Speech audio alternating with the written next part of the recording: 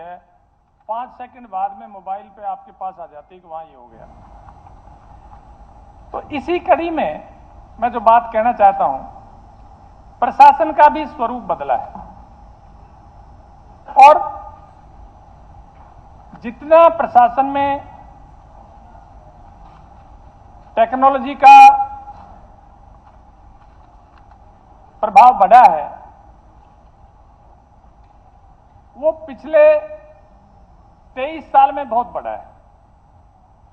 1989-90 में झज्जर में मैं एसडीएम था, वहां से जब डीसी साहब रोहतक बैठते थे, उनसे बात करनी होती थी तो कॉल बुक करवानी पड़ती थी झज्जर से रोहतक के लिए। और अब आप चाहे यहां बैठे कहीं भी दुनिया के किसी हिस्से में बात कर लो।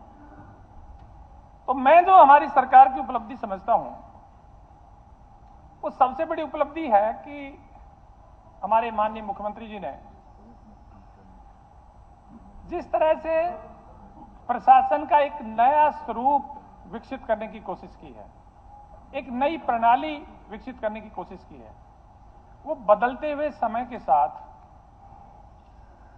जो समय की चुनौती है, उसके अनुरूप अपने प्रदेश को, अपने शासन प्रशासन को तैयार करने की दिशा में एक बहुत बड़ा कदम है।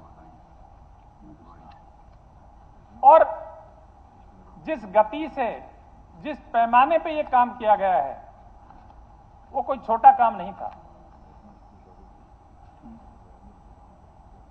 सबसे बड़ी दिक्कत इसमें, सबसे बड़ी चुनौती ये थी कि एक तो मैन पावर जो है, जो सरकारी तंत्र था, जो कर्मचारी वर्ग था, उसका बहुत बड़ा हिस्सा ऐसा था जो इस परिवर्तन के लिए तैयार नहीं था।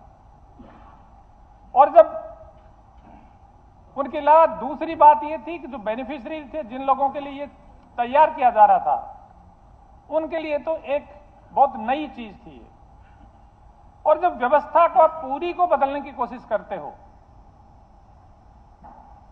इतने ज्यादा लोगों को प्रभावित करने वाली व्यवस्था को बदलते हो, करोड़ों लोग जिसमें इन्वॉल्व होते हैं, तो राजनीतिक दृष्टि से भी एक बहुत बड़ी चुनौती थी। बहुत बड़ा जोखिम इस काम में इन्वॉल्व था। इसके बावजूद मनोहर लाल जी ने ये काम करने की ठानी। मैं तो उनका हौसला है, उनके जो इरादे हैं, उनको बार बार सलाम करता हूं। और इसका प्रभाव ये पड़ा कि एक बार तो जो ही ये लार्ज स्केल पे जो टेक्नोलॉजी का इस्तेमाल हुआ प्रशासनिक विभिन्न क्षेत्रों में, तो चारों तरफ से ऐसा लग रहा था कि लोग सभी इस बात को स्वीकार ही नहीं कर रहे। सरकार की जो हमारे जैसों के सामने जब लोग आते थे कि जी ये पोर्टल पे जो मेरी फसल मेरा ब्यौरा जो स्कीम लागू की थी, पोर्टल जारी किया था, उसमें जो अनाज की रजिस्ट्रेशन करवाते थे तो लोग अलग अलग तरीके की शिकायतें लेके आते थे। और हमें भी एक स्टेज पे तो ऐसा महसूस होने लगा था कि ये सारे जो लोग हैं, ये सारे सरकार के खिलाफ हो जाएंगे। लेकिन इस एक व्यक्ति के इस इरादे ने सारी व्यवस्था को एक ऐसा स्वरूप दे दिया कि आने वाली हम 20वीं सदी से 21वीं में जब हम प्रवेश किया, तो उस 21वीं सदी के अनुरूप प्रशासन को तैयार करने का ये एक बहुत बड़ा कदम था। चाहे हमें अभी भी कुछ लोगों को रिजर्वेशंस हैं, कुछ लोग बातें कहते रहते हैं, लेकिन आने वाला समय ही इस टेक्नोलॉजी का है।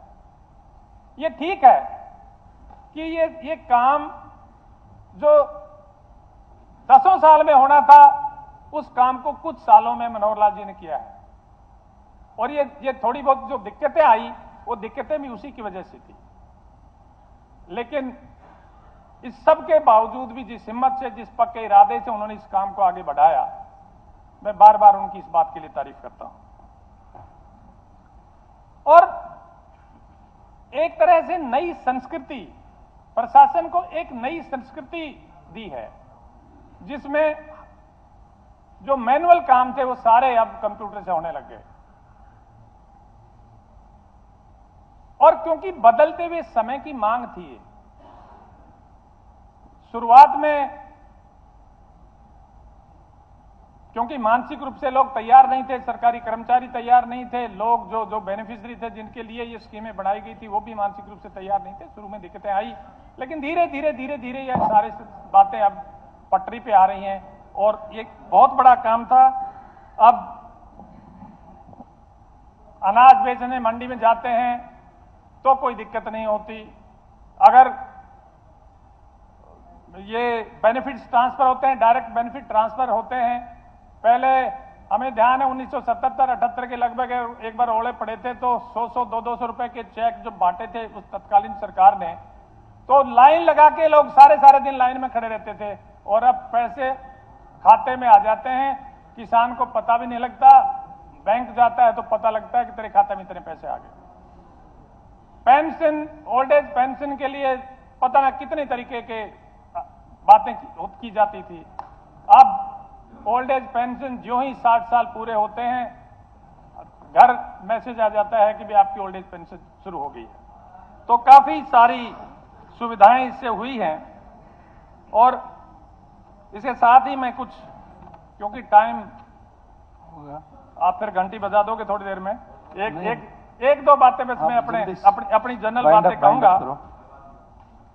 पहली तो यह है कि मैं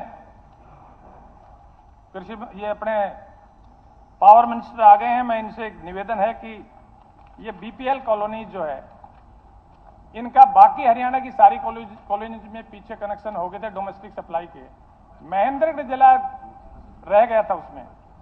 तो महेंद्रगढ़ जिले के लिए मैंने चेयरमैन साहब से भी मिला था और वो कह रहे हैं हम कार्रवाई कर रहे हैं। तो मेरा अनुरोध है कि इसमें थोड़ा जल्दी करके बीपीएल कॉलोनीज को सारों को डोमेस्टिक सप्लाई से जुड़वा दो। और धन्यवाद। और दूसरा, एक मैंने पिछले बार भी कहा था कि ये जो नहरें पक्की की जा रही हैं तो इससे रिचार्ज में काफी फर्क पड़ा है, प्रभावित हुआ रिचार्ज। तो कुछ मेरा तो सुझाव है अभी भी यह है कि अगर सारी नहर को कच्ची नहीं छोड़ते तो जो नहर का बेड है, बेड को कच्चा जरूर छोड़ दो ताकि रिचार्ज साथ साथ होता रहे। और इसके साथ साथ माइक्रो इरिगेशन सिस्टम के तहत पंप्स लगा के और जो रिचार्ज बोर जो है, रिचार्ज बोर है उनकी टेक्नोलॉजी में थोड़ा सा चेंज करके और ऐसा कर दो कि सीधा वाटर टेबल को पंक्चर करके सीधा पानी नहर के पानी से पाइप से जगह जगह जोड़ दो बाहर, तो वो भी रिचार्ज हो जाएगा। तीसरा, अटल भूजल योजना के तहत हमारे महेंद्रगढ़ जिले के 3 ब्लॉक जो बाद में बने थे वो नोटिफाई नहीं हुए, इसलिए अटल भूजल में उनके लिए पैसा नहीं मिलता। तो मेरा निवेदन है कि उन ब्लॉक्स के सिर्फ जोड़ों को जोड़ने के लिए कुछ सीमित मात्रा में सरकार के बजट से पैसे दिए जाएं।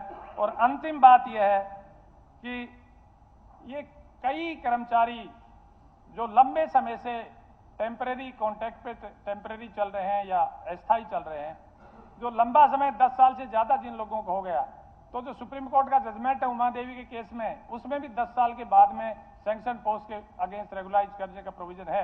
तो मेरा निवेदन है कि जैसे कॉलेज में कंप्यूटर टीचर्स हैं, तहसील्स में कंप्यूटर्स के लोग लगे हुए हैं, इन सबको भी